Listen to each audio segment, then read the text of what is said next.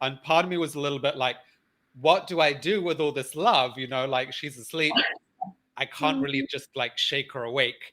But what do I do with all the love? And when I asked that question, what I heard as the answer was, well, just pour your love into her, which felt like, you know, like a good idea at the time. So it was just like, okay. So I just kind of kept looking at her and kept just feeling this love that was so present in my whole system for her.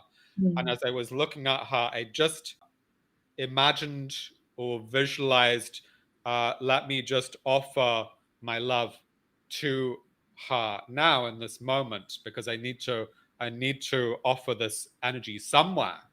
Maybe 5 or 10 minutes into that, she suddenly woke up, and the first thing she said was like, I really need to be with you. And I was a little bit like, okay. And then she sort of looked at me, and then she was like, what were you just doing? Because she could see like something had been going on. And I was like, well, I was just like pouring love into you.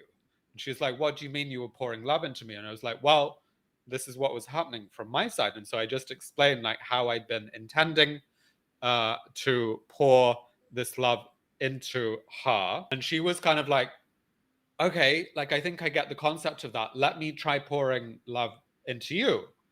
And so she sat up, and then she started trying to do the same thing that I'd just been, you know, sharing with her.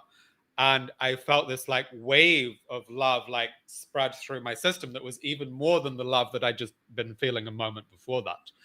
And so we kind of had this like revelatory night that night, where we discovered what we initially just called like energy sending.